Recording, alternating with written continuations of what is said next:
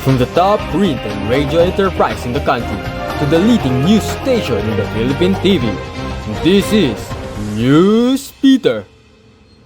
Good day, Philippines! I'm Joshua Herrera. I'm Lian Peñalosa. And I'm Mary Miranda, serving you news from papers and pens to the camera lens. Ready to deliver the latest and most accurate news. This is Newspeter at your service.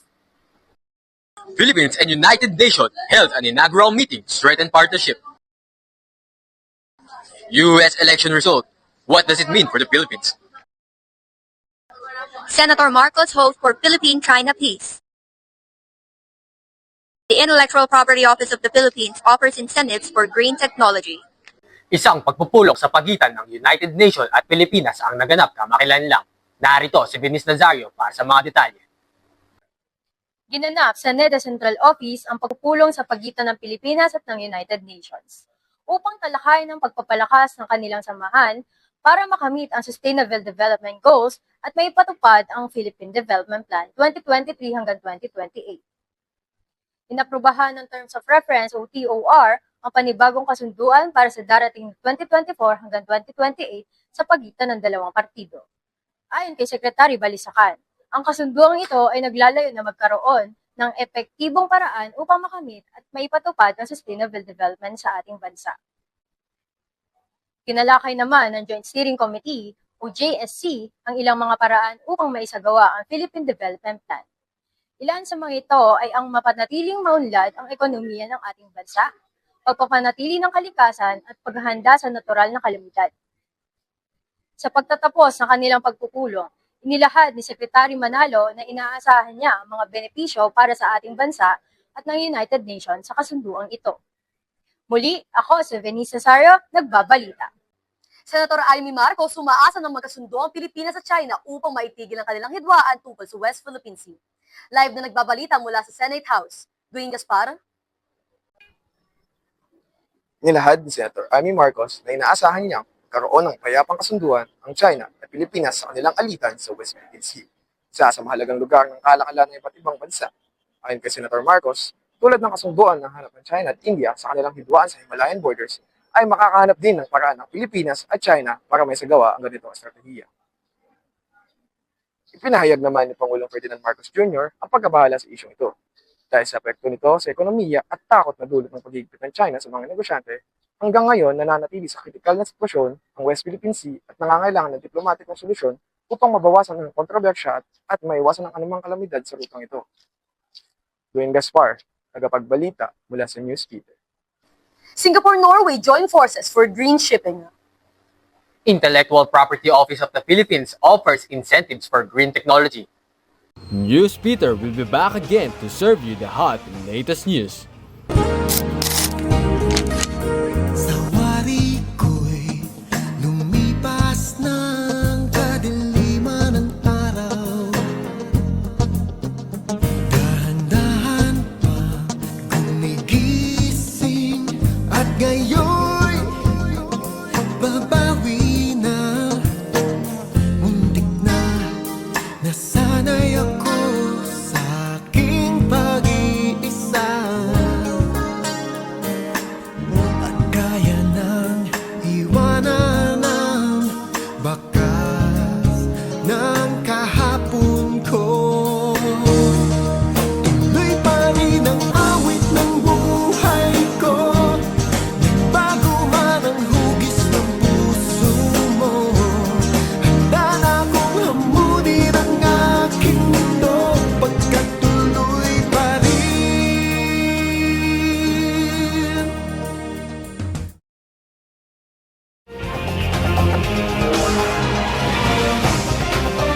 Tuning back in, we have Partnership between Singapore and Norway strengthen global collaboration for maritime decarbonization.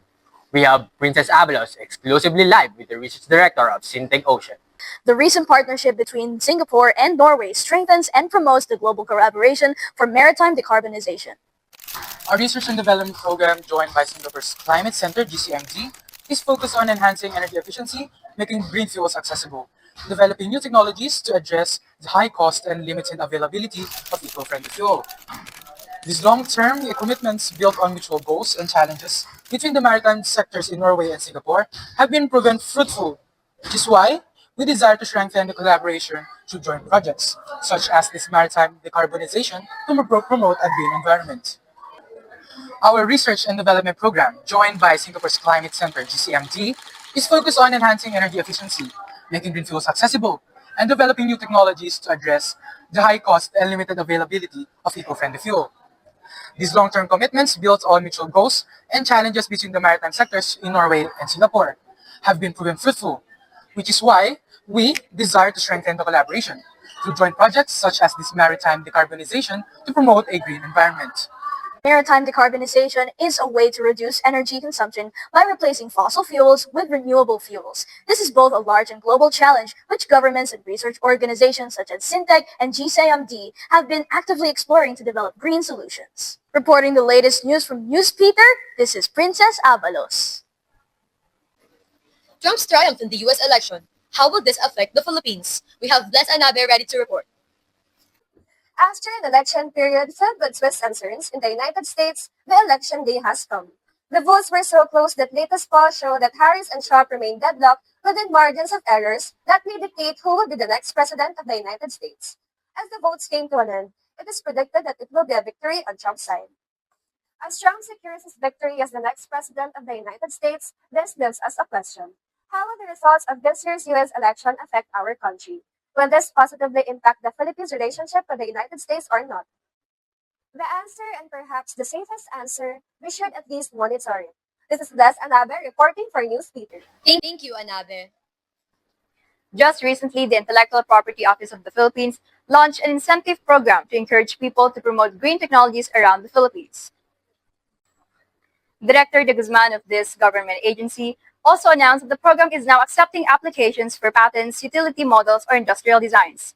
It provides incentives up to 30 patents, 60 utility models, and 60 industrial designs. She also mentioned that the program also waives certain applications fees and reduces processing time for technology-related intellectual property that lessens the environmental impact and conserves more natural resources. Applicants can save up to 6,600 pesos in fees and reduce processing time as the application is prioritized or undergoes a preferred examination.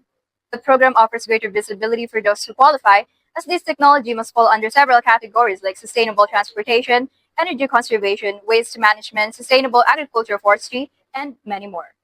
They also announced that this program will be carried out until November 1, 2025, or until slots for applications have been filed in. Again, this is Angelica Loman reporting. LaSalle clinches Super League final spot and defeat UST. New system boosts Philippines' entry to League of Legends World Championship.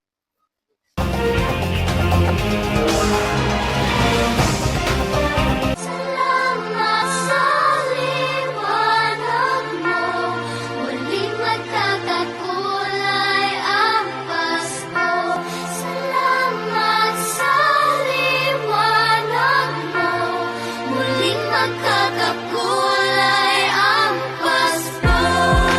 Ang siling ng ilaw, walang iba kundi ikaw.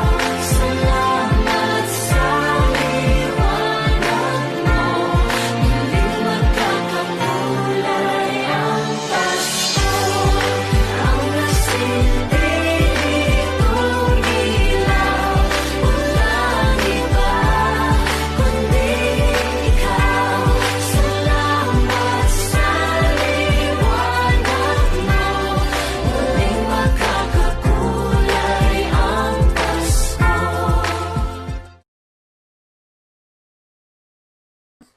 Now for today's update on sports. De La Salle University guaranteed the shaky Super League Collegiate Preseason Finals. To provide you details about the match, we have LJ Magsalin. A tough match between the La Salle's Lady Spikers and the UST Golden Tigresses happened as they fought for their ticket to the Shiki Super League preseason finals. Shavana Laput, Amy Florido, and Angel Casino were standout players for DLSU, with Shavana contributing 19 consecutive kills, 2 blocks, and 2 service aces. The DLSU Lady Spikers ultimately won, leading the team to a best-of-3 final. The Lady Spikers were seeking redemption since losing the championship last season. Now, celebrating a hard-fought victory against the Golden Tigresses, the Lady Spikers have their sights set on their final showdown with the NU Bulldogs in the upcoming 2024 Super League Collegiate Preseason Championship.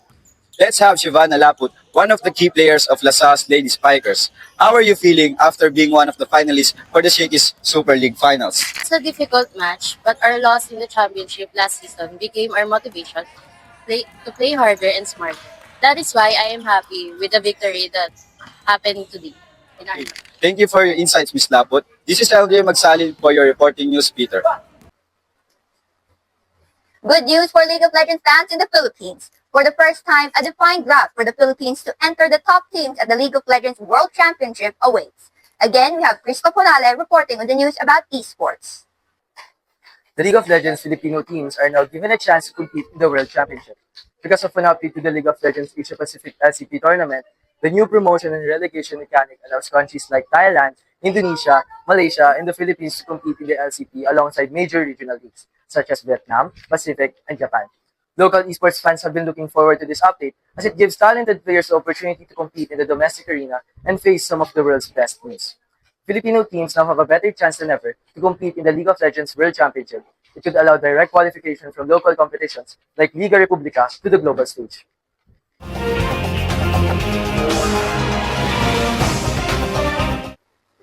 That would be all for our sports news.